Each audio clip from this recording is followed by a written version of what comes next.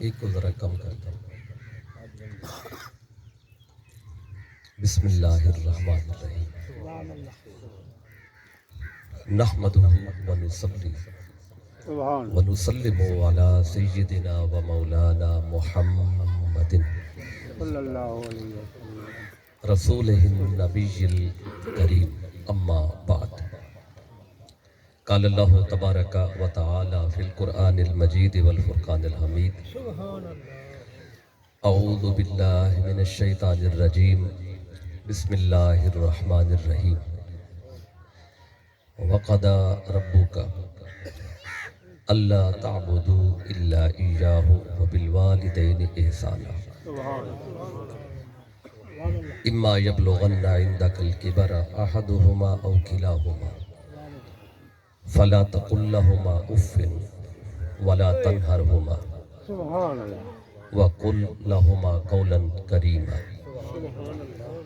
واخفض لهما جناح الذل من الرحمة وقل رب ارحمهما كما ربياني صغيرا صدق الله مولانا العظيم وصدق رسوله النبي الكريم سبحان مولاي صل وسلم دائما ابدا على حبيبك خير الخلق كلهم هو الحبيب الذي ترجى شفاعته لكل هول من الاحوال مقتحم۔ حمد اور صلاۃ کے بعد لائق صد احترام معزز اور مکرم علماء کرام، معزز مہمانان گرامی قدر اور معزز حاضرین، اللہ رب العزت کا شکر ہے کہ جس کی توفیق سے ہم محترم میاں اللہ وسایہ خواجہ صاحب، آپ کی والدہ ماجدہ مرحومہ، ان کے ایصال ثواب کے لیے اس مجلس میں جمع ہیں۔ دعا ہے اللہ تعالی ہم سب کی حاضری کو اپنی بارگاہ میں قبول فرمائے۔ بلا تمہید موقع کی مناسبت سے اور دیے گئے موضوع کی مناسبت سے بات شروع کرنا چاہتا ہوں۔ یہ جو ایصال ثواب کی محفل ہوتی ہے، یہ فوت ہونے والے کے لیے تو ایصال ثواب ہوتا ہے، لیکن ایسی محفل میں آنے والوں کے لیے زندگی گزارنے کا پیغام ہوتا ہے۔ تو میں نے ایک پیغام آپ تک پہنچانا ہے، میں نے کوئی تقریر نہیں کرنی، ایک پیغام ہے، اور وہ پیغام میرا بھی نہیں ہے، یہ اللہ تعالیٰ کا پیغام ہے۔ سبحان اللہ میں پیغام اس لیے کہہ رہا ہوں کہ پیغام کو توجہ سے سننا بھی ہوتا ہے، پھر آگے پہنچانا بھی ہوتا ہے۔ تقریر کو سن کے پھر بھلا دیا جاتا ہے، تو اس کو تقریر مت سمجھیے گا، کیونکہ یہ ایصال ثواب کی محفل ہے۔ تو آقا صلی اللہ علیہ وسلم نے فوت ہونے والوں کے لیے فائدہ پہنچانے کا جو طریقہ بتایا ہے، تو اس میں مختلف انداز ہیں۔ سبحان بس ایک روایت ایصال ثواب پر عرض کر کے تو پھر میں جو حکم ملا والدین کے حوالے سے، اس حوالے سے چند باتیں عرض کرنی۔ ثواب آگے بھیجنا، ایصال ثواب، ثواب کا تو آپ کو پتہ ہے اجر اور ثواب۔ ایصال کا مطلب ہوتا ہے پہنچنا اور پہنچانا۔ یہ وصل سے لفظ ہے، اس سے لفظ ہے واصل، اسی سے ہے موصول۔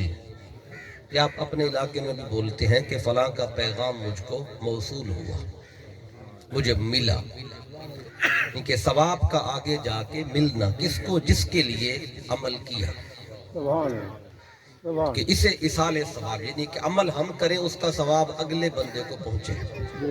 سبحان تو بعض لوگ تو کہتے ہیں اگلا بندہ ہی ختم ہو گیا ہے تو پھر ثواب کیسے پہنچے گا؟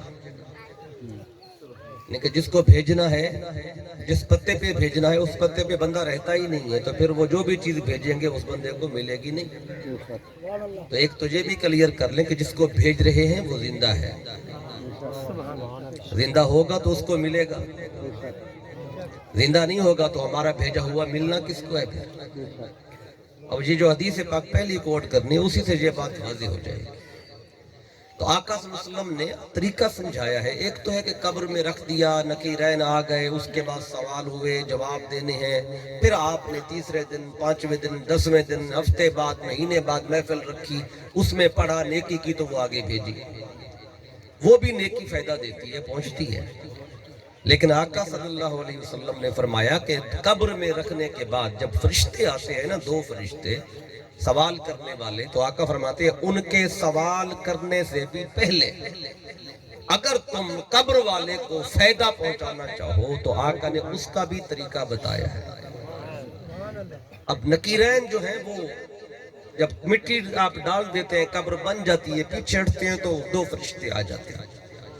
تو آقا نے فرمایا ان کے آنے سے بھی پہلے اگر فائدہ پہنچانا ہو تو پھر کیا کیا جائے, اور ایسا فائدہ کہ وہ جو سوال کرنے والے آ رہے ہیں ان کے سوالوں میں اس قبر والے کو مدد دے. سبحان اللہ سبحان اللہ. اب یہاں سے ایک حدیث پاک کوٹ کرنی ہے میں نے, اور اس حدیث کو حدیث تلقین میت بھی کہا جاتا ہے. تلقین میت کہ جو قبر میں ہے اس کو تلقین کرنا, اس کو حدیث تلقین بھی کہا جاتا ہے. کہ قبر پہ کھڑے ہو کر جب بندہ قبر میں رکھ دیا, مٹی ڈال دی, اس وقت تلقین کرنا. یہی کو ابھی بھی آ رہی ہے, اس کو مہربانی کریں ذرا کم کر دیں. تو قبر والے کو تلقین کرنا, ایک تو وہ تلقین ہے جب روح نکلنے کا وقت ہوتا ہے, وقت نزا ہوتا ہے, اور لوگوں کو تھوڑا بہت پتہ چل جائے کہ اس کا وقت آخر ہے, اس وقت فرمایا کہ اس کے پاس بیٹھ کے تلقین کرو. وہ تلقین کیا ہوتی ہے, اس ٹائم وہاں بیٹھ کے کلمہ پڑھنا ہے بلند آواز سے, اور اس کو نہیں کہنا کہ تم پڑھ, بس اس کے ساتھ بیٹھ کے بلند آواز سے پڑھنا ہے تاکہ آپ کی سن کر وہ پڑھنا شروع کر دے. سبحان اللہ سبحان اللہ. اب ایک تلقین وہ ہے, میں اس کی بات نہیں کر رہا, میں بات عرض کر رہا ہوں جب قبر میں رکھ دیا, مٹی ڈال دی, اب قبر پہ کھڑے ہو کے اس کو تلقین کرنی ہے. اور یہ آقا نے فرمایا ہے, میرے آقا صلی اللہ علیہ وآلہ وسلم نے فرمایا. اب حدیث کا حوالہ پہلے سن لیں, بعض دوستوں کے لیے نئی بات ہوگی, علماء تو ان باتوں کو جانتے ہیں. حدیث کے راوی ہیں حضرت ابو امامہ رضی اللہ تعالی عنہ, اور امام طبرانی کی معجم کے اندر یہ حدیث پاک موجود ہے. پھر آگے مختلف محدثین نے اس کی تخریج کی ہے, اور آج سے 700 سال پہلے بہت بڑے عالم دین ہیں, ان کا نام ہے علامہ ابن القیم رحمت اللہ تعالی علیہ. یہ شاگرد ہیں علامہ ابن تیمیہ. ان کی کتاب ہے کتاب الروح, اس میں بھی انہوں نے اس حدیث کو لیا, اور لکھنے کے بعد یہ نہیں کہا کہ حدیث ضعیف ہے یا اس کے اندر کوئی جو احکام ہیں وہ اس کو ہم نہیں مانتے, اس پہ جرح کی ہو.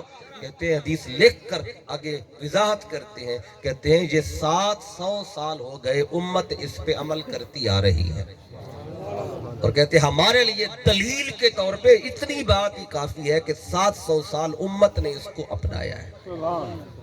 اب 700 سال ان کو گزر گئے, آج 1400 سال ہو گئے. سبحان اللہ. اب اس میں یہ حدیث پاک, پھر امام جلال الدین سیوطی رحمت اللہ تعالی علیہ, ان کی کتاب شرح الصدور, اس میں بھی یہ حدیث موجود ہے. امام غزالی کی احیاء العلوم کے اندر بھی موجود ہے, سبحان اللہ. اور بھی کتب میں آپ کو حدیث پاک ملے گی. اب حدیث کیا ہے, میرے آقا صلی اللہ علیہ وسلم فرماتے ہیں کہ جب تم میں سے کوئی بندہ فوت ہو, اذا مات احدکم فسویتم علیہ التراب, جب تم میں سے کوئی فوت ہو جائے اور تم اس کو قبر میں رکھ کر مٹی ڈال کر قبر برابر کر لو, سبحان اللہ. تو پھر کیا کریں, فرمایا فلیکن احدکم علی رأس قبرہ, پھر تم میں سے کسی ایک بندے کو چاہیے جو قبر کے پاس کھڑے, کسی ایک بندے کو چاہیے کہ وہ قبر والے کے سر کی طرف سے کھڑا ہو جائے, کھڑے ہو کے تلقین کرنی ہے. اب دیکھیں اگر قبر والے سنتے ہی نہیں تو تلقین کس کو کرنی ہے, بے شک. سبحان اللہ. اگر اس کو آواز جاتی ہی نہیں ہے, اس کو فہم اور ادراک نہیں ہے, تو پھر تلقین تو اس کو کریں گے جو سن سکتا ہے, تلقین تو اس کو کریں گے جو فہم اور ادراک رکھتا ہے.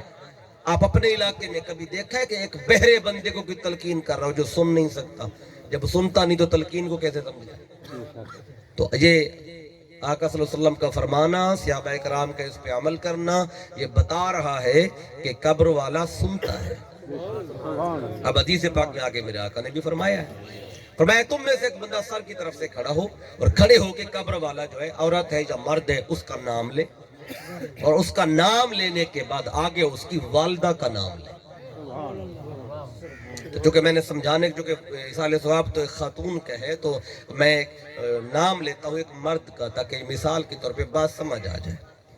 اگر مرنے والے کا نام ہے طلحہ تو یا طلحہ آگے اس کی والدہ کا نام لینا ہے ابن فلاں نہ، یعنی آگے والدہ کا نام اگر مریم ہے تو یوں کہیں گے یا طلحہ ابن مریم. سبحان اللہ سبحان یہ سر کی طرف سے کھڑے ہونے والے بندے نے کہنا، ضروری نہیں کہ بہت اونچی آواز سے کہے، آہستہ کہو وہ تب بھی سنتا ہے. آقا فرماتے جب تم قبر پہ مٹی ڈالنے کے بعد پیچھے ہٹتے ہو نا تمہارے قدموں کی آہٹ کو بھی سنتا ہے. یہ تو صحیح بخاری سے مسلم کے اندر حدیث پاک ہے نا. فرمایا وَإِنَّهُ لَيَسْمَعُ قَرْعَ نِعَالِهِمْ، وہ تمہارے قدموں کی آہٹ کو ضرور سنتا ہے. جو آہٹ کو سن لیتا ہے تو قبر پہ کھڑے ہو کے جب بولیں گے تو اس کو بھی سنتا ہے. سبحان اب سنیں، میں اس کا نام لینا ہے یا طلحہ ابن مریم، اے طلحہ مریم کے بیٹے. اور اگر عورت ہے تو پھر عورت کا نام لے کے آگے بنت اس کی والدہ کا نام لینا ہے. اگر مرنے والی کا نام ہے سلمہ اور والدہ کا نام ہے مریم، یا سلمہ بنت مریم، یہ نام لینا ہے. اور نام لے کر اس کو آواز دے کے فرمایا جب تم پہلی بار کہو گے تو پھر کیا ہوگا؟ فرمایا انہو یسمعو ولا یجیبو، پہلی بار ہی وہ تمہاری آواز کو سن لے گا لیکن پہلی بار سن کے جواب نہیں دے گا. سبحان تو پھر کیا کرنا ہے؟ فرمایا تم دوبارہ آواز دو. جب دوبارہ بولو گے پھر کیا ہوگا؟ یا طلحہ ابن مریم، اے طلحہ مریم کے بیٹے. تو آقا فرماتے ہیں پھر کیا ہوتا ہے؟ انہو یستوی قائدا، وہ قبر میں اٹھ کے بیٹھ جاتا ہے. ہم نے سمجھا مٹی تھا مٹی ہو گیا کہانی ختم ہو گئی ہے. تو آقا فرما رہے ہیں کہانی تیری ختم ہوتی ہی نہیں ہے. جب دوبارہ کہو کہ اٹھ کے بیٹھا، اگر یہ اٹھ کے بیٹھا ہے یا اٹھ کے بیٹھی ہے تو پھر مرا کون ہے؟ اس سے پتہ چلتا ہے انسان حقیقت میں وہ موت وہ مرنا وہ نہیں جو ہمیں بتایا گیا، یہ بس روح نکلتی ہے لیکن تعلق قائم رہتا ہے. روح نکلتی ہے لیکن تعلق قائم رہتا ہے جسم کے ساتھ. اس کا وہ تعلق ہے کہ حدیث سے بخاری میں فرمایا جب اسے اٹھا کے لے کے جاتے ہو اگر نیک ہو تو وہ کہتا ہے جلدی کرو مجھے جلدی لے چلو. اور اگر وہ گناہگار ہو تو کہہ رہا ہے اے نتذہبون بھی مجھے کہاں لے کے جا رہے ہو، مجھے کہاں لے کے جا رہے ہو، ابھی تو قبر میں رکھا نہیں ہے. تو وہ تب ہی اس کے جسم سے آوازیں آ رہی ہیں. اگر جسم سے آوازیں آ رہی ہیں تو پھر مرا کون ہے؟ تو آقا فرماتے ہیں وہ آواز ہر کوئی سنتا ہے سوائے جن اور انسان کے جو اس کے جسم سے آتی ہے. اب میرے آقا فرماتے ہیں دوبارہ آواز دو کہ اٹھ کے بیٹھ جائے گا. تو پھر کیا کرنا ہے؟ فرمایا کہ اب اٹھ کے بیٹھا ہے لیکن جواب نہیں دے گا، تم تیسری بار آواز دو یا فلان ابن فلانا. جب تیسری بار بولو گے کیا کرتا ہے؟ اب وہ بولتا ہے. عورت تو بولتی ہے، وہ کہتا ہے ارشدنی رحمک اللہ، اے بندے اللہ تجھ پہ رحم کرے میری ہدایت کر، مجھے کیوں آواز دے رہا ہے؟ میرا نام بھی لے رہا ہے، میری والدہ کا نام بھی لے رہا ہے، کیوں آواز دے رہا ہے؟ اب آقا فرماتا ہے اب اس کو تلقین کرنی ہے. فرمایا وہ بولے گا وَلَكِنَّكُمْ لَا تَسْمَعُونَ، تم اس کی آواز سن نہیں پاؤ گے. یہ نہ کان لگا کے کھڑے ہو پتہ نہیں کب آواز آئے گی. وہ بولے گا تم نہیں سن پاؤ گے لیکن اپنے اندازے کے مطابق پہلی بار بولنا ہے، تھوڑا وقفہ کر کے دوبارہ آواز دینی ہے، پھر وقفہ کر کے تیسری بار آواز دینی ہے. جب تیسری بار دو گے وہ بولے گا، جب بولے گا اب تلقین کرنی ہے. سبحان اللہ سبحان اللہ ایمان سے بتائیں ہم اپنے مرنے والے کے ساتھ یہ عمل کرتے ہیں؟ سبحان کتنے علاقوں میں ہوتا ہے؟ آپ اندازہ لگا لیں. بے شک اگر کوئی ایسا کر رہا ہو نا تو کہیں گے دیکھو جی مردے سے بات کر رہا ہے.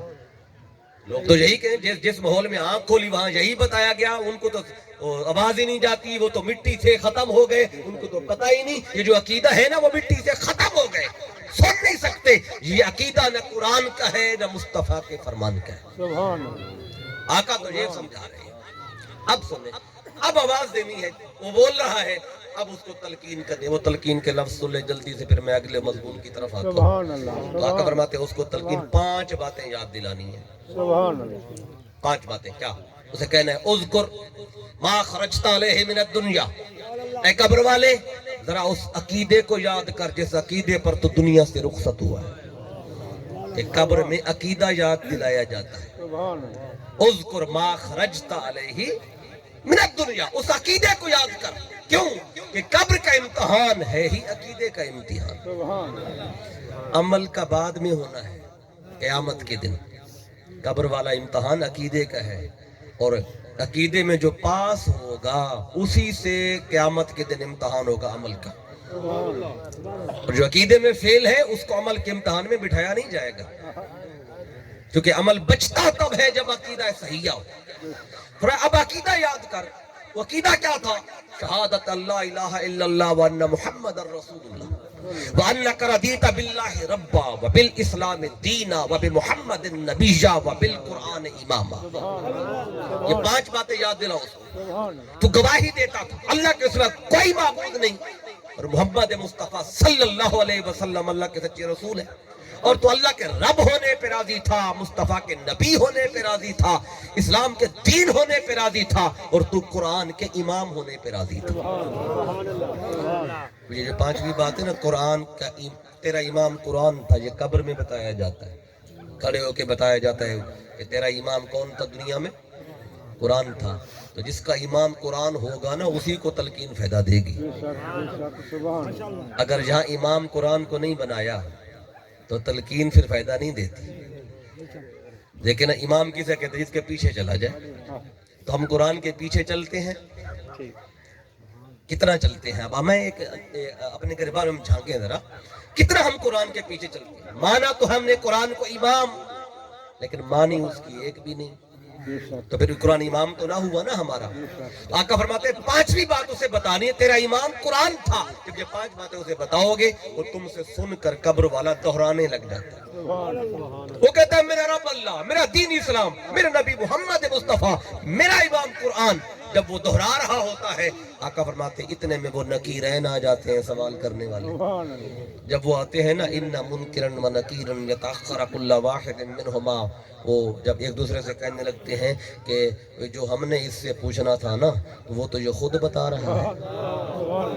ہم نے پوچھنا تھا رب کون ہے، پوچھنا تھا دین کیا ہے، پوچھنا تھا تیرے نبی کون ہے، نام کیا ہے، ان کے بارے میں کیا کہتے، یہ ہم نے پوچھنا تھا۔ جو ہم نے پوچھنا تھا وہ تو یہ پہلے بتا رہا ہے، وہ تو یہ پہلے بتا رہی ہے۔ پھر وہ ایک دوسرے سے کہتے ہیں پھر ہمارا یہاں کھڑے ہونے کا فائدہ کیا ہے؟ آقا فرماتے وہ وہیں سے واپس چلے جاتے ہیں، قبر کے امتحان میں وہیں سے واپس چلے جاتے ہیں۔ تو آقا فرماتے ہیں یہ پہلا موقع ہے اگر جانے والے کو فائدہ پہنچانا ہے۔ آقا نے سمجھا دیا، بتا دیا۔ ایک صحابی بیٹھے تھے، کھڑے ہو گئے، عرض کیا آقا آپ نے شرط لگائی ہے کہ قبر والے کا نام لے کر اس کی والدہ کا نام لینا ہے۔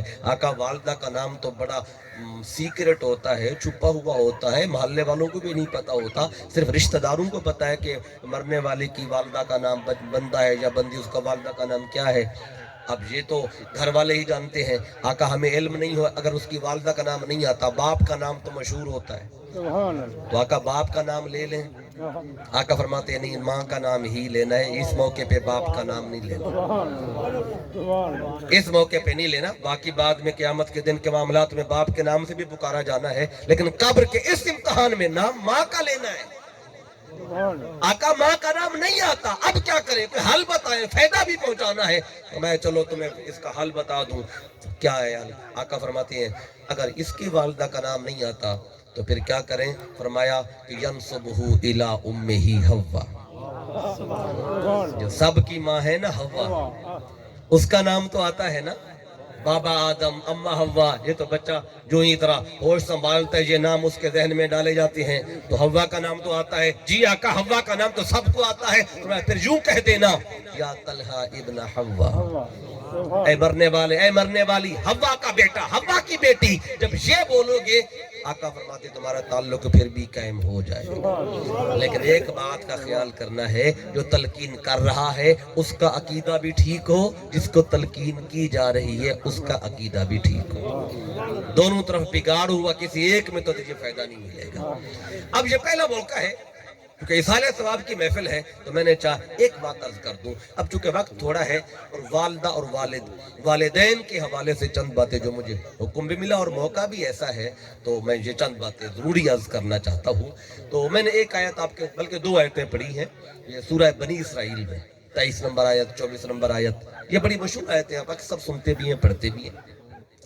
اس میں اللہ تعالیٰ نے ارشاد فرمایا کہ ماں باپ کے ساتھ احسان کرو، وَبِالْوَالِدَيْنِ احسانا وَقَضَىٰ رَبُّكَ أَلَّا تَعْبُدُوا إِلَّا إِيَّاهُ وَبِالْوَالِدَيْنِ احسانا۔ پہلی بات یہ کہ آپ کے رب کا یہ فیصلہ ہے کہ اس کے سوا کسی کی عبادت نہ کی جائے، اور اس کی عبادت کے بعد جو کرنے کا کام ہے وہ ماں اور باپ کے ساتھ احسان کرنا ہے۔ سبحان ایک تو آج میں نے یہ بتانا ہے کہ یہ احسان ہے کیا۔ عام طور پہ تو یہ یوں کہہ دیا جاتا ہے ماں باپ کے ساتھ حسن سلوک کرو اور باقی آگے بات چلے گئی، ختم ہو گئی۔ احسان کا مطلب جو ہے وہ عربی زبان کا لفظ ہے، تو اس کا معنی عربی زبان میں لکھا ہوا ہے۔ سبحان یہ قرآن مجید میں کئی بار یہ لفظ آیا ہے احسان۔ یہ تو ایک مقام ہے نا قرآن کا، یہ سورہ بنی اسرائیل میں اگر ہم قرآن کا پہلا پارہ کھولیں، پہلا اور پہلی دفعہ جب ماں اور باپ کا اللہ نے ذکر کیا، وہ مقام کہاں پہ ہے؟ وہ سورۃ البقرہ ہے، آیت کا نمبر 83 ہے۔ سبحان اب یہ قرآن کی جو نازل ہونے کی ترتیب ہے اس میں تو سورۃ البقرہ پہلی سورت نہیں ہے فاتحہ کے بعد، لیکن ترتیب کتابی میں اس کو لکھا گیا ہے، اور یہ ترتیب بھی اللہ نے خود لگوائی ہے، سبحان یعنی آقا کے امر سے لگائی گئی ہے نا۔ تو آقا اپنی مرضی سے تو کچھ نہیں فرماتے جب تک اللہ کا اذن اور اجازت اور حکم نہ ہو۔ اب جو پہلی بار ذکر کیا اللہ نے ماں اور باپ کا، وہ کیسا ذکر ہے؟ وہاں پہ کیا فرمایا؟ یہ سورۃ البقرہ ہے، فرمایا وَإِذْ أَخَذْنَا مِيثَاقَ بَنِي إِسْرَائِيلَ سبحان لَا تَعْبُدُونَ إِلَّا اللَّهَ وَبِالْوَالِدَيْنِ إِحْسَانًا۔ اب یہ پہلا مقام ہے، سبحان اللہ نے بنی اسرائیل کا ذکر کیا کہ ان سے اللہ نے وعدہ لیا تھا کہ اللہ کے سوا کسی کی عبادت نہیں کرنی اور ماں باپ کے ساتھ احسان کرنا ہے۔ اب اللہ بتا رہا ہے کہ ماں باپ کے ساتھ احسان صرف اس امت پہ نہیں ہے بلکہ ہر دور میں ہے۔ جس دور میں ماں اور باپ کا وجود ہے اس دور میں ان کے لیے احسان بھی ہے۔ سبحان اب وہ احسان، اب دیکھیں پہلی بات کی لا تعبدون الا اللہ، عبادت تم نے نہیں کرنی سوائے اللہ کے۔ اب اس عبادت کا مطلب صرف نماز پڑھنا نہیں ہے، اس عبادت کا مطلب فقط روزہ رکھنا نہیں ہے۔ یہ عبادت کیا ہے؟ کیونکہ نماز کا ذکر اسی آیت میں آگے موجود ہے، تو وہ عبادت جسے ہم عبادت سمجھتے ہیں وہ نماز، روزہ، باقی چیزیں، ان کا ذکر آگے الگ آ رہا ہے۔ اللہ تعالیٰ نے جو پہلی بات کی فرمایا کہ لا تعبدون الا اللہ، کیونکہ لوگ اللہ کے سوا باقیوں کو بھی معبود بنائے ہوئے ہوتے تھے، تو اللہ نے پہلی بات تو کی کہ تم توحید پہ قائم ہو جاؤ، سبحان اور توحید پہ تب قائم ہوگی جب میرے رسول سے سن کر مجھ کو مانو گے۔ سبحان یہ پہلا لا تعبدون الا اللہ میں ذکر توحید بھی ہے، ذکر رسالت بھی ہے، کیونکہ اللہ کو ایک ماننا، اپنی مرضی سے کوئی مانے تو وہ موحد کہلاتا ہے، اور جو نبی سے سن کے مانے وہ اس کو توحید ملتی ہے، سبحان وہ توحید اس کی بنتی ہے۔ اب فرمایا لا تعبدون الا اللہ، اللہ کے سوا کسی اور کی عبادت تم نے نہیں کرنی۔ اور جب اللہ کو ایک مان لیا، اللہ کے نبی کو اس کا سچا رسول اور نبی مان لیا، اب کیا کریں؟ اللہ کہتا ہے پہلا کرنے کا کام یہ ہے اپنے ماں باپ کے ساتھ احسان کرو، سبحان وبالوالدین احسانا۔ اب ماں باپ سے احسان کر لیا، اب احسان کیا ہے وہ آگے میں بتاتا ہوں، پھر کیا کرنا ہے؟ اللہ کہتا ہے وَبِذِي الْقُرْبَى، ماں باپ کے ساتھ احسان کر لیا، اب قرابت داروں کے ساتھ احسان کرو، سبحان اللہ رشتہ داروں کے ساتھ، یعنی ماں باپ پہلے، رشتہ دار بعد میں۔ رشتہ داروں کے ساتھ کر لیا ہے، نیکی کر لی، احسان کر لیا، اب کیا کریں؟ والیتاما، پھر یتیموں کے ساتھ احسان کرو، پھر کیا کریں؟ والمساکین، پھر مسکینوں کے ساتھ احسان کرو۔ بری تعالیٰ ماں باپ کے ساتھ احسان ہو گیا، قرابت داروں کے ساتھ ہو گیا، یتیموں کے ساتھ ہو گیا، مسکینوں کے ساتھ ہو گیا، اب کیا کریں؟ اللہ اگلے نمبر پہ فرماتا ہے کہ وَقُولُوا لِلنَّاسِ حُسْنًا۔ اللہ فرماتا ہے یتیم بھی ہو گئے، مسکین بھی ہو گئے، قرابت دار بھی ہو گئے، ماں باپ کا ذکر بھی ہو گیا، توحید و رسالت کا ذکر بھی ہو گیا، اب کیا کریں؟ اللہ فرماتا ہے جو جتنے بھی میرے بندے ہیں وَقُولُوا لِلنَّاسِ حُسْنًا، جتنے بھی میرے بندے ہیں ان کے ساتھ جب بولو تو میٹھا بول بولو۔ اب اللہ نے یہ بھی نہیں فرمایا وَقُولُوا لِلْمُسْلِمِينَ حُسْنًا کہ مسلمانوں سے تو میٹھا بول بولنا، اور جو مسلمان نہیں ہیں ان سے لڑ پڑنا، ان کو گیا کے قتل کر دینا، ان کے گھر کو جا کے آگ لگا دینا، یہ تو غیر مسلم ہے۔ اللہ فرماتا ہے میٹھا بول بولے گا تو وہ تیری طرف مائل ہوگا۔ سبحان جب تو اسے دکھائے گا ڈنڈا، دکھائے گا گولی، اور دکھائے گا اس کو یہ اپنا تشدد والا رویہ، تو وہ قریب تیرے کیسے آئے گا؟ بے شک اب اللہ فرماتا ہے اگر تم چاہتے ہو کہ اگر مسلم بھی اسلام کی طرف آئے، اصل تبلیغ تو یہی ہے کہ غیر مسلم اسلام میں آئیں. سبحان غیر مسلموں کو مٹانا مقصود نہیں ہے, انہیں اسلام میں لانا مقصود ہے.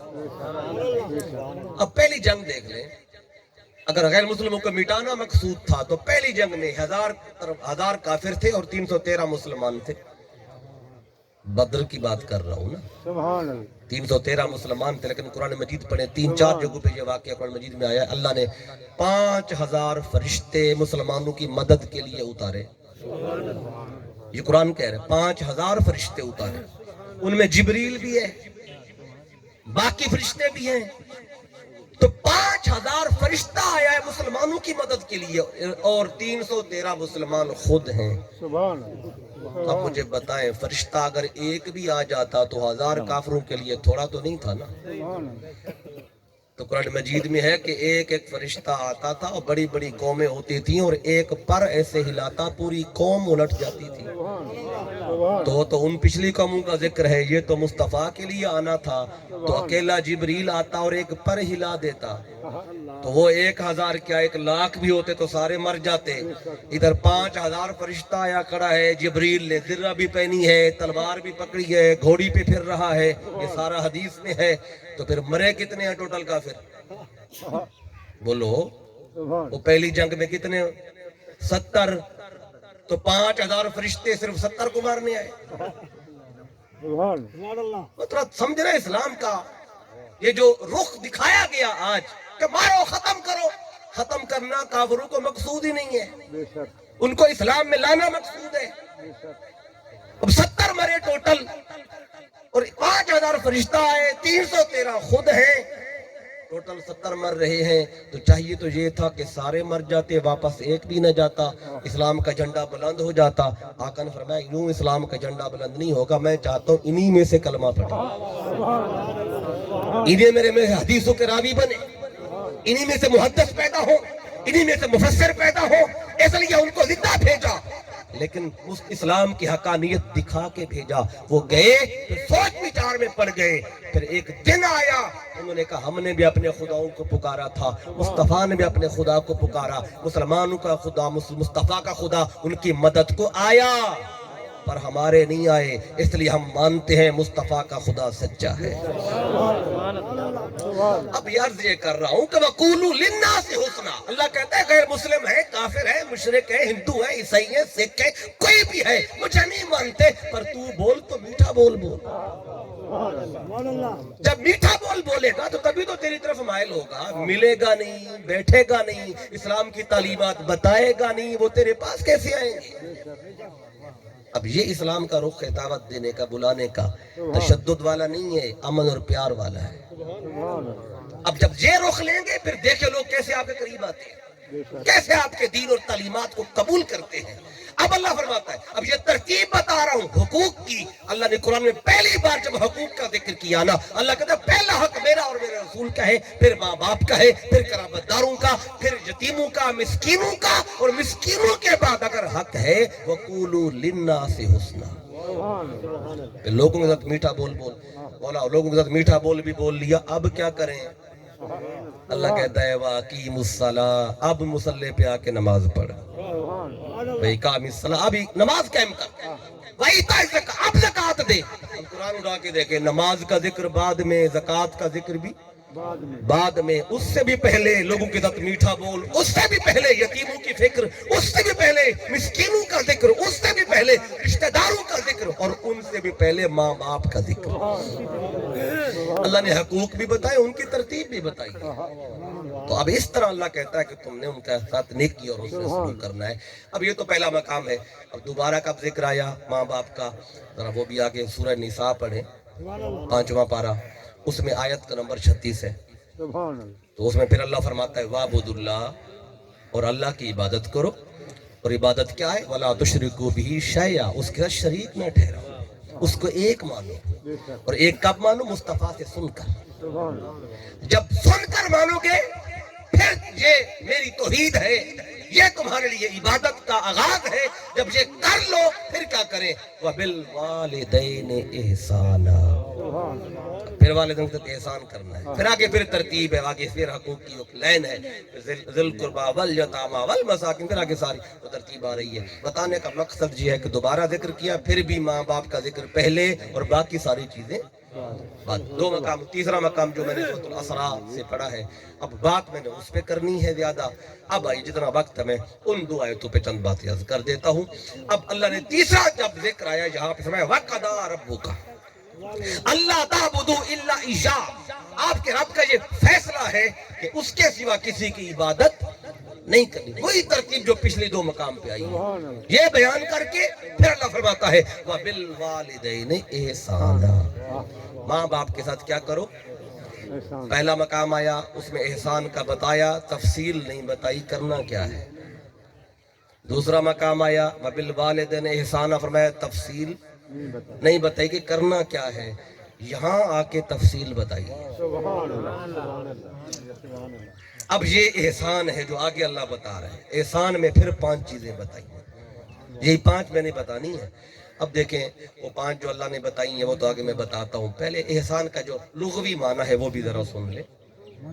اب بچوں کا نام بھی احسان رکھتے ہیں, تو احسان کیا ہے؟ ہم تو کہتے ہیں عام روٹین میں جو لفظ استعمال ہوتا ہے کہ فلاں کا مجھ پہ بڑا احسان ہے, یا کہتے ہیں فلاں نے کون سا مجھ پہ احسان کیا ہے کہ میں اس کا یہ کام کروں. اب یہ لفظ ہم بولتے ہیں. عربی زبان و ادب کو پڑھیں, لسان العرب کو پڑھیں, المنجد کو پڑھیں, قاموس کو پڑھیں, اور سیاح کو پڑھیں, المفردات کو پڑھیں, جو بھی عربی لغت کی جو آج سے 800 سال 500 سال 1000 سال پہلے کی لکھی ہوگی, اس میں یہ لفظ نکالے احسان. اور امام غزالی رحمۃ اللہ تعالیٰ علیہ, آپ جہاں بھی جاتے تھے نا تو المفردات آپ کے ساتھ ہوتی تھی کتاب, جس سفر میں جاتے تھے. ایک دن کسی نے پوچھ لیا کہ حضور جہاں بھی جاتے ہیں یہ کتاب آپ کے ساتھ ہوتی ہے کیوں؟ فرماتے ہیں جس کو المفردات کی سمجھ نہیں ہے نا اسے قرآن کے لفظوں کی سمجھ آ ہی نہیں سکتی. یہ اتنی عظیم کتاب ہے, اس میں لفظ احسان نکالے وہاں بھی آپ کو یہ معنی مل جائے گا. احسان کیا ہے؟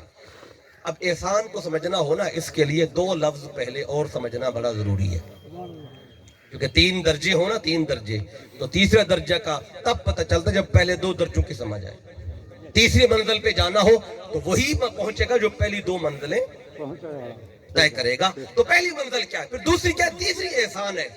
اب سنیں, پہلی منزل جو ہے نا اس کو وہ لفظ ایک ہے, اسے کہا جاتا ہے ظلم. ظلم کا تو سب کو پتا ہے, یہ بولتے رہتے ہیں نا ظلم, ظالم, مظلوم, ظلم. اور پہلی منزل ہے ظلم. پہلے سمجھے ظلم کیا ہے, اس کے بعد اگلی منزل ہے, اگلا لفظ ہے وہ ہے عدل. عدل بھی آپ سنتے ہیں, عدل و انصاف. عدل کا مطلب ہے برابر برابر, انصاف کا مطلب ہے 2 چیزوں کو برابر بانٹ دینا. نصف نصف سے انصاف ہے نا بھائی, نصف کا تو پتہ ہے, نصف کسے کہتے ہیں, آدھے کو, یعنی آدھا ادھر ہے تو آدھا, اور اسے کہتے ہیں انصاف, برابر برابر. اور عدل کا معنی بھی ہے برابر, آدھا ادھر اور آدھا. ترازو میں اگر پلڑا ایک نیچے ایک اوپر ہو تو اسے عدل نہیں کہیں گے. عدل ہوگا جب دونوں پلڑے. آپ کبھی جائیں نا عدالت میں, جب کچہری میں جاتے ہیں تو باہر ایک تصویر بنی ہوتی ہے اکثر کہ ترازو اٹھایا ہوا ہوتا ہے, آنکھیں کسی کی بند ہوتی ہیں اور دونوں پلڑے کیا ہوتے ہیں, اس اوپر لکھا ہوتا ہے کہ اے دلو عدل کرو, ہو اقرب للتقوی, یہ تقوی کے قریب تر ہے. یعنی عدل کا مطلب ہے برابر. تو پہلا ہے ظلم, دوسرا لفظ ہے عدل, اور تیسرا لفظ ہے احسان. پہلے ظلم کو سمجھتے ہیں, پھر عدل کو سمجھیں گے. جب ظلم اور عدل کا پتہ چل جائے گا نا, احسان خود بخود سمجھ آ جائے گا. اب یہ اتنا آسان ہے. ظلم کیا ہے؟ آپ کہیں گے یہ کون سی مشکل بات ہے, آپ کہیں ہمیں تو پتہ ہے ظلم کسے کہتے ہیں, استاد تھپڑ مارے کہتے ہیں بڑا ظالم ہے, سبق نہ آئے کان پکڑا دے. ہمارے علاقے میں کان پکڑوائے جاتے ہیں نا سکولوں میں اور مسجدوں میں, تو کان پکڑوا لیں کہتے ہیں بڑا ظالم, لکڑی سے مارے کہتے ہیں بڑا ظالم. اور اگر حکومت مہنگائی کر دے, ہم کیا کہیں, حکومت بڑی ظالم. ایک بندہ قرض لے واپس ہی نہ دے, کیا کہیں گے, بندہ بڑا ظالم. حق مار لے آپ کا, آپ کہیں گے بڑا ظالم ہے. عزت تار تار کر دے, کہتے ہیں بڑا ظالم ہے. ہمارے ہاں تو ظالم ایسے بندے کو کہا جاتا ہے, ظلم اس کو کہا جاتا ہے. لیکن عربی زبان میں ظلم کا مطلب یہ نہیں ہے, کیونکہ لفظ نہ اردو کا ہے, نہ یہ پنجابی کا ہے, نہ سریکی کا ہے, لفظ ہے عربی کا. تو مطلب بھی وہی دیکھیں نا جو عربی میں اس کا لکھا گیا ہے. سبحان اللہ. اب جو بھی کتاب اٹھائیں گے نا اس میں یہ لکھا ہوا ہے وضع الشیء علی غیر محلہ. سبحان. کسی بھی شے کو وہاں رکھیں جو اس کی مناسب جگہ نہیں ہے ہاں. تو یہ ظلم ہوگا. سبحان. کسی شے کو وہاں رکھ دیں جو اس شے کی مناسب جگہ نہیں. تو اس عمل کو کیا کہیں گے؟ مثال دیتا ہوں. دیکھیں یہ قرآن پاک جو ہے نا، قرآن پاک جب آ جائے نا محفل میں، آج مجلس میں نہیں ہے، ہمارے مجلس میں میری کوشش ہوتی ہے قرآن پاک سامنے ہو، لیکن یہ ماحول ایسا ہے تو یہاں پہ موجود نہیں ہے قریب. تو قرآن پاک جب لے آئیں تو قرآن پاک ہم کہاں رکھیں گے؟ اپنے سے اونچی جگہ، بے شک. اپنے سے اونچی جگہ پہ. یہ قرآن کی مناسب جگہ ہے. اگر کوئی قرآن کو نچلی جگہ پہ رکھ دے، خود اونچی جگہ پہ بیٹھا ہو، تو یہ کیا ہو جائے گا؟ یہ ظلم ہوگا. کسی شے کو وہاں رکھنا جو اس کی مناسب جگہ نہیں تو یہ ظلم ہے. مثال ایک اور دیتا ہوں، ٹوپی اور پگڑی. ٹوپی اور پگڑی اس کا مناسب مقام کیا ہے؟ سر ہے. تو چھوٹا بچہ جو آپ کے گھر میں 3 سال کا ہے یا 2 سال کا ہے، اس کو آپ کی ٹوپی مل گئی، آپ نے گھر میں اتاری ٹوپی مل گئی، وہ کہاں رکھتا ہے ٹوپی؟ اپنے سر پہ. ہاں. بے شک. اگر آپ پھینکتے ہیں گھر میں تو وہ بھی پھینکے گا. ہاں. بے شک. بے شک. بے شک. سادہ بات ہے نا. جو شے آپ پھینکیں گے بچہ وہی شے. اب میں کئی دفعہ قرآن پاک اٹھا کے ایسے چومتا ہوں. میرا 2 سال کا بیٹا ہے، وہ آتا ہے پہلے چومتا ہے. سبحان اللہ. اب میں نے اسے کہا چومو، تو کیوں چوما؟ اس نے مجھے دیکھا. ہاں. بے شک. تو میں جو چیز پھینکوں گا بچہ بھی، وہی کرے. جو چیز میں چوموں گا بچہ بھی. بچے کی تختی تو آپ نے لکھنی ہے، بے شک. اچھی لکھیں یا بری لکھیں. تو ٹوپی اگر آپ ہر روز سر پہ رکھتے ہیں نا، میں یقین سے کہتا ہوں بچہ بھی اٹھا کے اپنے سر پہ رکھے. بے شک. سبحان اللہ. اگر پگڑی آپ سر پہ باندھتے ہیں، بچے کے ہاتھ میں آگے 3 سال کا ہے، وہ کبھی بھی نہیں پھینکے گا، آپ اپنے سر پہ رکھے گا کہ میرا باپ ایسے کرتا ہے میں بھی ایسے کروں. سبحان اللہ. تو ٹوپی اور پگڑی کا مناسب مقام ہے سر. اگر کوئی سر کی بجائے ٹوپی یا پگڑی پاؤں میں رکھ لیں، جگہ بدل دی نا. بے شک. بے شک. ٹوپی کا مقام پاؤں نہیں ہے، ہاں. پگڑی کا مقام پاؤں نہیں. تو پگڑی کا مقام ہے سر. جس نے سر کی بجائے پاؤں میں رکھ دی، یہ ہو جائے گا ظلم. اسے ظلم کہتے ہیں. اب ادھر جوتا ہم پاؤں میں پہنتے ہیں کہ نہیں پہنتے؟ تو جوتے کا مناسب مقام ہے پاؤں. تو اگر جوتا کوئی پاؤں میں رکھنے کی بجائے سر پہ رکھ لے، یہ ہو جائے گا ظلم. تو جگہ بدل دی مناسب، اسے کہتے ہیں ظلم. اب ظلم کیا ہے؟ جس کی جو مناسب جگہ ہے اگر وہ نہیں دی تو آپ نے ظلم کیا. سبحان.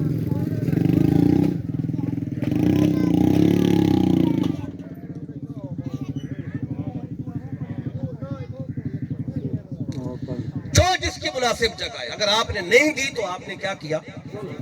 اچھا، ایک بندے کو آپ نے وہاں بٹھا دیا جو اس کی مناسب جگہ نہیں تھی، بے شک. تو آپ نے کیا کیا؟ یعنی ایک بندے کو اٹھا کے آپ نے صدر بنا دیا ملک کا، لیکن وہ صدر بننے کے اہل نہیں تھا، تو آپ نے کیا کیا؟ ایک بندہ وزیر اعظم بننے کا لائق نہیں تھا، نا اہل تھا. کیا تھا؟ آپ نے اٹھا کے اس کو صدارت پہ، وزارت پہ بٹھا دیا، تو آپ نے کیا کیا؟ تو ظلم آپ نے کیا. پھر ظالم کون ہوئے؟ ہم ہوئے نا. پھر وہ مہنگائی کرے، پھر وہ دہشت گردی کرے، پھر وہ رشوت لے اور کرپشن کرے، پھر رونا دھونا کس بات کا؟ ظالم تو خود ہیں جو خود اٹھا کے اس کو بٹھایا ہے. پھر ظالم تو آپ ہیں نا کہ آپ نے نااہل کو بٹھایا. جب نااہل کو بٹھائیں گے اس سے کیا توقع کریں گے؟ وہ عدل کرے گا. بھئی اگر آپ جو پتیلا ہے دودھ کا، اس کا رکھوالا بٹھا دیں بلا، بے شک. بے شک. یہ مثال تو آپ کو سمجھ آئے گی نا. بے شک.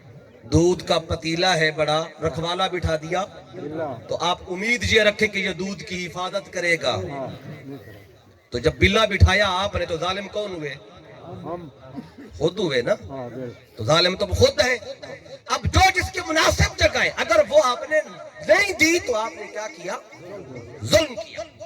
ایک تربیت کا جملہ بولنا چاہتا ہوں تربیت کے لیے، کہ صبح کا وقت ہو، اذان ہو چکی ہو اور نماز کا ٹائم ہو، تو جب نماز کا ٹائم ہو جائے تو بندہ مومن کا مناسب مقام بستر ہے یا مصلی؟ مصلی. جاگ بھی رہا ہے، اذان کی آواز بھی سن لی ہے، اب اس کے بعد نماز کا وقت ہے، اگر وہ بستر پہ پڑا رہا مصلی پہ نہ آیا تو اس نے کیا کیا؟ یہ ظلم ہے۔ اب دیکھ لیں کون کون ظالم بیٹھا ہے۔ بے شک اسے کہتے ہیں ظلم، جو جس کی مناسب جگہ ہے وہ نہیں دی تو آپ نے کیا کیا؟ عدل کیا ہے؟ وضع الشیء علی محلہ، کسی شے کو وہاں رکھ دیا جو اس کی مناسب جگہ تھی تو یہ عدل ہے، نہیں دی تو یہ ظلم ہے۔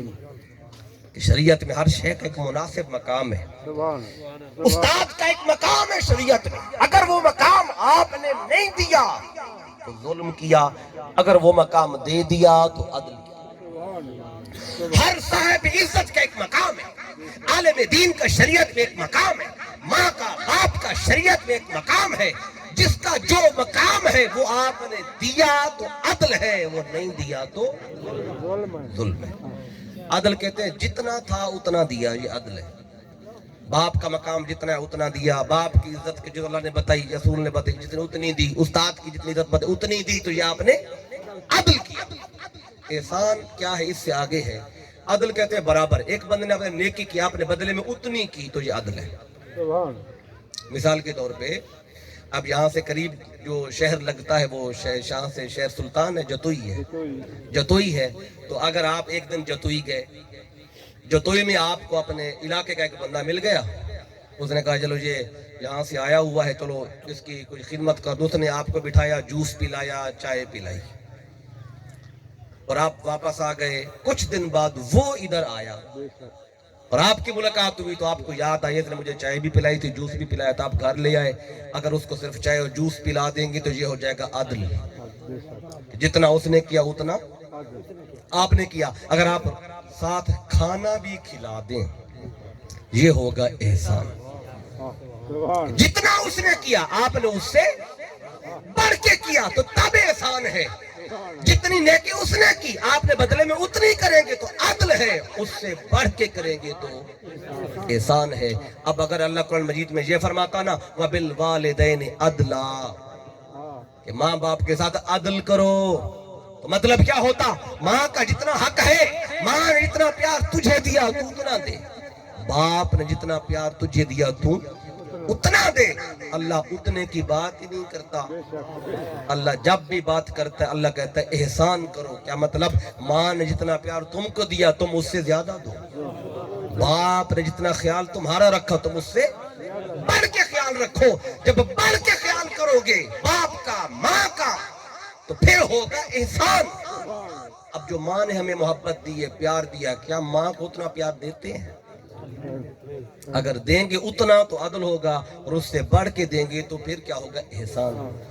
ایک حدیث پاک سے اس حوالے سے کوٹ کر، جو کہ والدہ کے حوالے سے یہ محفل ہے اور ہمارے پاس تقریباً 10 منٹ کا وقت ہے، تو میں یہ 2-3 باتیں خاص عرض کر دوں تاکہ یہ آیت جو ہے اس کا ایک مفہوم آپ تک پہنچ جائے کہ احسان کرنا ہے تو کرنا کیا ہے۔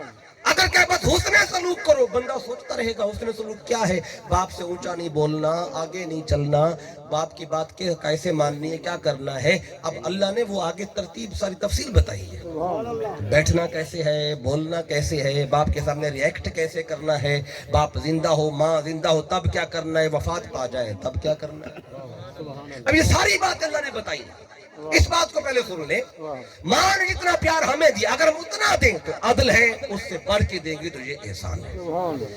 حدیث پاک میں آتا ہے حضرت عبداللہ ابن عمر رضی اللہ تعالی عنہما آپ بیٹھے ہوئے تھے کعبے کی دیوار کی ٹیک لگا کر، حضرت ابو دردہ رضی اللہ عنہ روایت کرتے ہیں، حضرت ابو بردہ وہ روایت کرتے ہیں، وہ کہتے ہیں کہ یمن کا ایک شخص آیا اور آ کے اس نے کعبے کا طواف کیا، رجل یمانی یطوف بالبیت حمل امہ وراء ظہرہ، اس حال میں کعبے کا طواف کیا، اس نے اپنے کندھے پر اپنی ماں کو اٹھایا ہوا، سبحان اللہ، ماں بوڑھی تھی تو وہ چل نہیں سکتی تھی، تو وہ گھر سے کندھے پہ اٹھا کے لایا، یمن سے مکہ آیا، یہاں کعبے کا طواف کرایا، مناسک کرائے، جتنا کچھ تھا سارا کندھے پہ اٹھا کے کیا، یہ سارا کچھ کر لیا، اس نے دیکھا بھی کعبے کے ساتھ دیوار کے ساتھ عبداللہ بن عمر بیٹھے ہیں، تو وہ آ گیا، اس نے آ کے ایک سوال کیا، اس نے کہا اترانی جزیتھا، اس نے کہا آئے عبداللہ ابن عمر رضی اللہ تعالیٰ عنہما، آپ نے دیکھا ہے میں اپنی ماں کو کندھے پہ اٹھا کے لایا ہوں، آپ کے سامنے طواف بھی کرایا، گھر تک کندھے پہ اٹھا کے لے کے جاؤں گا۔ کہنے لگے بتائیں وہ جو مصطفیٰ نے ماں کا حق بتایا تھا نا،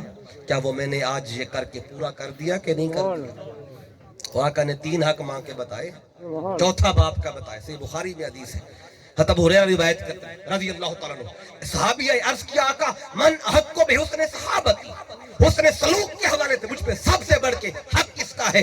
قال صلی اللہ علیہ وسلم اموں کا، آقا فرماتے سب سے بڑھ کے تجھ پہ تیرا حق تیری ماں کا ہے۔ اس نے عرض کیا سمّا من، حضور ماں کے بعد پھر کس کا ہے؟ آقا فرماتے سمّا اموں کا، پھر بھی تیری ماں کا۔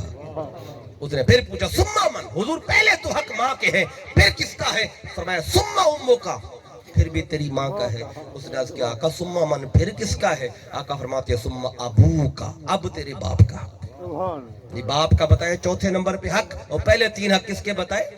ماں کے۔ اب صحابی نے یہ حدیث سنی تھی، عرض کیا عبداللہ ابن عمر سے کہنے لگے کیا وہ میں نے ماں کے جو 3 حق تھے پہلے آقا نے بتائے، تیری ماں کا حق، پھر بھی ماں کا، پھر بھی ماں کا، یہ میں نے سارا جو عمل کیا کیا اس سے حق پورا ہو گیا؟ اب وہ صحابی کیا کہتے ہیں؟ وہ کہتے ہیں اللہ، کہتے نہیں ابھی تو نے ماں کا حق ادا نہیں کیا۔ تو کہنے لگے پھر میں نے یہ سارا کچھ کر کے کیا کیا ہے؟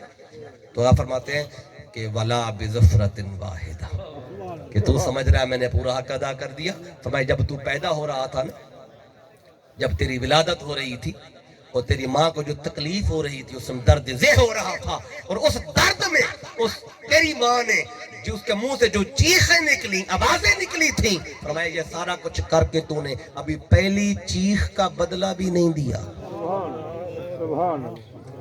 اگر سارا، اب دیکھیں یہاں پاکستان سے پنجاب سے آپ شہر مکہ جائیں، والدہ کو کندھے پہ اٹھا کے لے کے جائیں، کندھے پہ اٹھا کے لائیں، یہ سارا کچھ کر بھی لینا تو آقا فرماتے ہیں یا حضور کے غلام ہم تک پہنچا رہے ہیں، جو پہلی چیخ نکلی تھی نا ہماری ولادت کے ٹائم، جو درد ہوا والدہ کو، جو زندگی موت کی کشمکش میں ہوتی ہے، فرمایا یہ سارا کچھ کر بھی لو تو تم نے جو پہلے چیخ کا بدلہ نہیں دیا، ماں باپ کی زندگی، ماں کے زندگی بھر کے احسانات کا بدلہ کیسے دو گے؟ اب یہ میں نے آپ کو صرف ایک زاویہ اور ایک پیمانہ بتایا ہے کہ ماں کا حق جتنا ہم پہ ہے اگر اتنا اس کو دیں، جتنا پیار اس نے دیا، جسی تکلیف ہمارے لیے اس نے اٹھائی، اگر ہم بدلے میں اتنی اٹھائیں تو عدل ہے، اور ماں سے بڑھ کے خیال کرے ماں کا تو پھر احسان ہے۔ تو ہم تو پہلی چیخ کا بدلہ نہیں دے سکتے، تو ماں کے عمر بھر کے، پھر وہ 9 مہینے پیٹ میں رکھنا، پھر ولادت کی تکلیف، پھر 2 سال دودھ پلانے کی تکلیف، ساری تکلیفوں کا بدلہ ہم کیسے دیں گے؟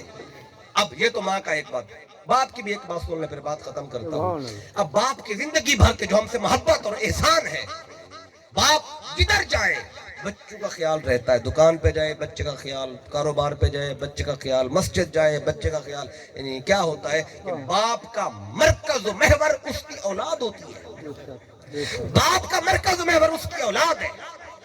اگر اولاد بڑی ہو جائے، جوان ہو جائے، اب اولاد کا مرکز و محور ہر وقت اس کا بوڑھا باپ ہو تو پھر تو ہے عدل، اور باپ سے بڑھ کے باپ کا اگر خیال رکھے گا پھر ہوگا احسان۔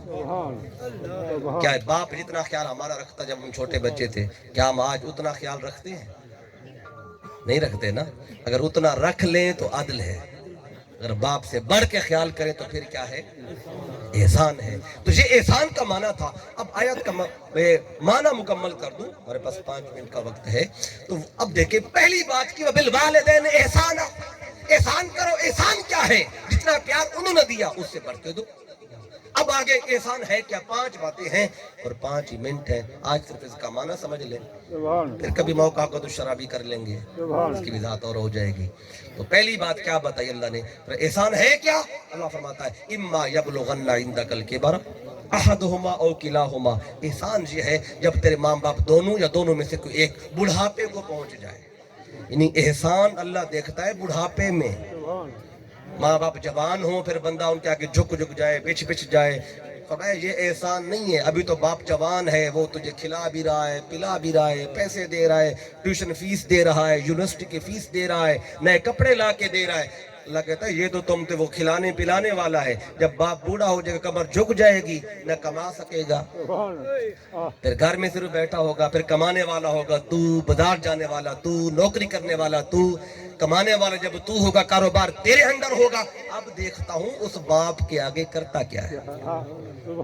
اندکل کے بر شرط ہے جب ماں باپ بوڑھے ہو جائے پھر دیکھوں گا کیا کرتے ہو۔ ان دونوں کے سامنے ماں باپ دونوں بوڑھے ہو جائے، ایک تمہیں زندگی میں بوڑھا ملا باپ یا ماں، پھر کیا کرنا ہے؟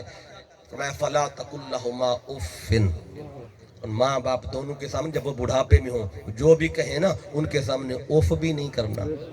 وہ اوف کے 18 معنی مفسرین نے بتائے ہیں، 18۔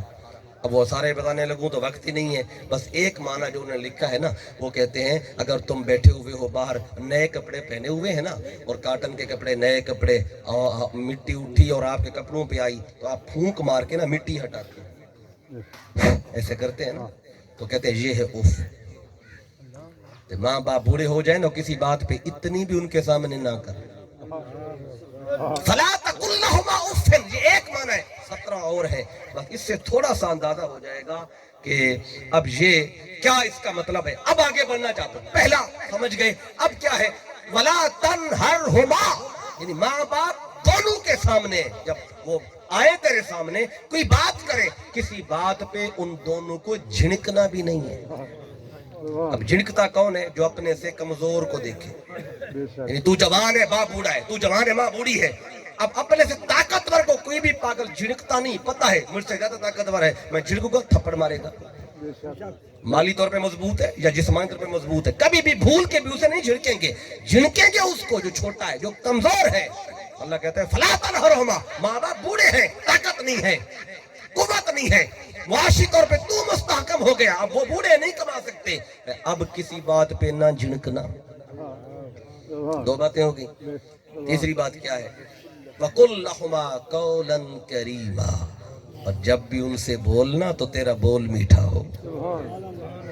پہلی دو باتیں اور تھیں، یہ بات اور ہے۔ فَلَا تَقُلْ لَهُمَا اُفٍّ، بولیں گے تو تو نے اوف نہیں کرنا، وہ بولیں گے تو نے اوف نہیں کرنا، اور کسی بات پہ جھنکنا بھی نہیں ہے۔ اب تو نے عام بولی بولنی ہے نا، وہ بھی میٹھی ہو۔ تین باتیں ہوگی، دو باتیں اگلی آیت میں ہیں۔ اللہ کہتا ہے وَاخْفِضْ لَهُمَا جَنَاحَ الذُّلِّ مِنَ الرَّحْمَةِ، اور ماں باپ دونوں کے سامنے ذلت کے ساتھ اپنے جو بازو ہیں نا کندھے جھکا کے رکھ۔ عام طور پہ بازو مانا لیا جاتا ہے، اصل لفظ ہے جناح، جناح کہتے ہیں پروں کو، اپنے پر ذلت سے جھکا کے رکھ۔ پر تو ہمارے ہیں کوئی نہیں، جب پر ہیں ہی نہیں تو اللہ نے پر فرمایا کیوں؟ اب یہ استعارہ ہے، اشارہ ہے کہ پر علامت ہے اڑنے کی، اڑنے سے مطلب پرواز، طاقت۔ تو اللہ فرماتا ہے باہر تیرے بڑی پرواز ہے، بڑی شہرت ہے، بڑا چرچا ہے، بڑا سیٹھ ہے، بڑا ذمہ دار ہے، بڑا تو تیرا نام ہے، تو مفتی ہے، تو عالم ہے، لوگ تیرے ہاتھ چومتے ہیں، تیرا بڑا چرچا ہے۔ میں جب گھر آ تو یہ اپنے چرچے اپنے سارے گھر باہر رکھ کے آ، ادھر آ تو ان کے سامنے جھک کے بیٹھ۔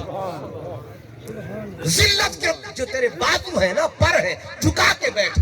باپ کے سامنے جا، مفتی بن کے نہ جا، باپ کے سامنے جا، ماں کے سامنے جا، تو بڑا شہر کا قاضی بن کے مت جا، ان کے سامنے ان کا بچہ بن کے جا۔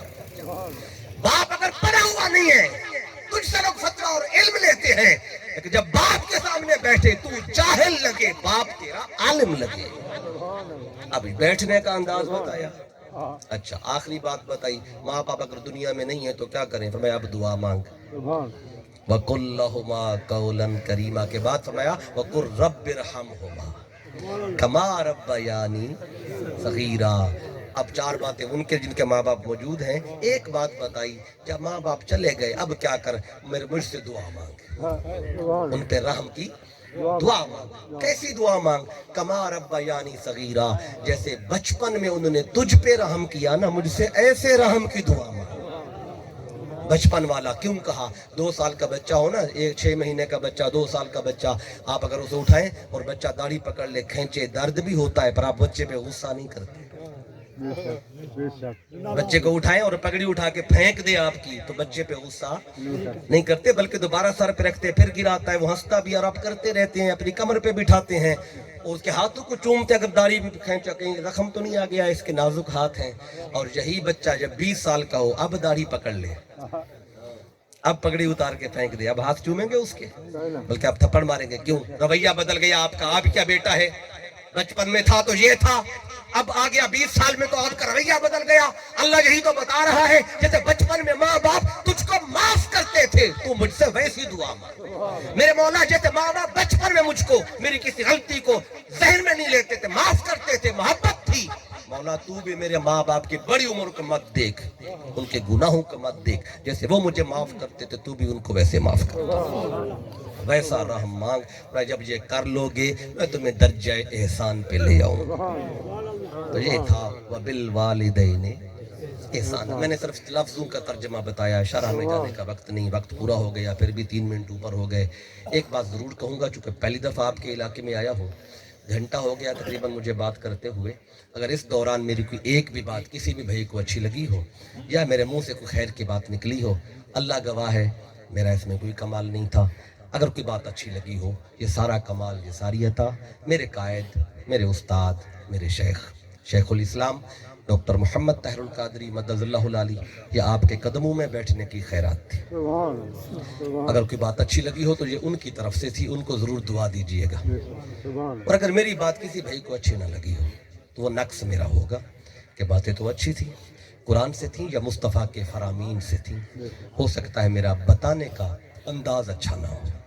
تو میں ایک بار پھر دعا گو بھی ہوں. اللہ تعالیٰ محترم اللہ وسعہ خواجہ صاحب، اللہ آپ کی والدہ ماجدہ کی قبر کو جنت کا باغ بنائے. اللہ ان کی قبر کو، اللہ جتنے مہمان آئے ہیں تو ان کی طرف سے یہ پیغام بھی ہے، سارے مہمانوں کا وہ شکریہ بھی ادا کر رہے ہیں.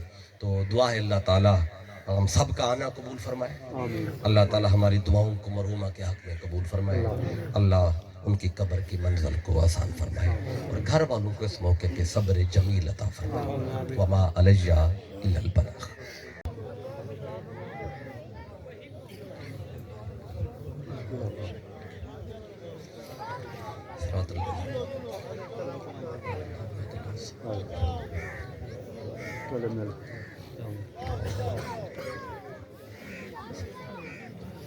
قبلت جميعكم. اللهم صل على سيدنا وأصحاب سيدنا ومولانا محمد وبارك وسلم. اللهم اغفر للمؤمنين والمؤمنات والمسلمين والمسلمات. اللهم من أحييته منا فأحيه على الإسلام ومن توفيته منا فتوفه على الإيمان. اللهم اغفر لنا قبل الموت وارحمنا عند الموت ولا تعذبنا بعد الموت ولا تحاسبنا يوم القيامة إنك على كل شيء قدير. بری تعالیٰ آج کے اس خوبصورت پروگرام کو اپنی بارگاہ میں قبول فرما. میرے مولا آج کے پروگرام میں جو پڑھا گیا ہے، جو بیان ہوا ہے، جو پڑھ کر میرے ملک کیا گیا یا گھروں سے پڑھ کے لائے، میرے مولا سب تیرے علم میں ہے، تیری بارگاہ میں پیش کرتے ہیں، قبول فرما. یا جو ثواب آقا صلی اللہ علیہ وآلہ وسلم کی بارگاہ میں تحفتاً پیش کرتے ہیں، قبول فرما. تمام انبیاء کی بارگاہ میں تحفتاً پیش کرتے ہیں، قبول فرما. تمام صحابہ کرام اہل بیت اطہار کی بارگاہ میں تحفتاً پیش کرتے ہیں، قبول فرما. خصوصاً بالخصوص اجر و ثواب محترم اللہ وسعہ صاحب، آپ کی والدہ ماجدہ مرحومہ کی روح کو اصالِ ثواب کرتے ہیں. آقا کے وسیلے سے میرے مولا قبول فرما. ان کی قبر کو جنت کا باغ بنا، قبر کی منزل آسان فرما. تحت نگاہ قبر کو وسعت عطا فرما، کروٹ کروٹ سکون عطا فرما. اپنے جوار رحمت میں جگہ عطا فرما. سجدہ کائنات کی چادر تطہیر کا فیض عطا فرما. میرے مولا جتنے حضرات جہاں پہ آئے، ان سب کے جو اعزاء و اقارب اس دنیا سے چلے گئے، آج کی محفل کی برکت سے سب کی قبروں کو منور فرما، سب کے درجات کو بلندی عطا فرما، سب کے صغیرہ کبیرہ گناہوں کی بخشش و مغفرت فرما. میرے مولا حاضرین میں سے اگر کوئی بیمار بیٹھے ہوئے ہیں تو شفا عطا فرما. جو گھروں میں اسپتالوں میں بیمار ہیں، میرے مولا سب کو شفا عطا فرما. جو بے اولاد بیٹھے ہیں، نیک اولاد عطا فرما. جو بے روزگار بیٹھے ہیں، حلال روزگار عطا فرما. جو پریشان حال بیٹھے ہیں، پریشانیاں دور فرما. میرے مولا ملک پاکستان کی خیر فرما، اہل پاکستان کی خیر فرما. اس پاک دھرتی کو دہشت گردوں سے محفوظ فرما. اس پاک سرزمین پر نظام مصطفیٰ کا نفاذ فرما. میرے مولا مسلمان جہاں جہاں بھی تکلیف میں ہیں، غیب سے ان کی مدد و نصرت فرما. بالخصوص فلسطین کے اہل ایمان کی حفاظت فرما. میرے مولا امت مسلمہ کو اتحاد عطا فرما. میرے مولا قبر میں جائیں تو آقا کی معرفت عطا فرما. حشر کا دن ہو تو مصطفیٰ کی سنگت اور شفاعت عطا فرما. جتنے بیمار ہیں میرے مولا حاضرین میں سے، گھروں میں، بازاروں میں، اپنے حبیب کے وسیلے سے اس محفل کی برکت سے شفاء کلی عطا فرما۔ اللہم ربنا تقبل دعاءنا مع جماعت المسلمین کما تقبل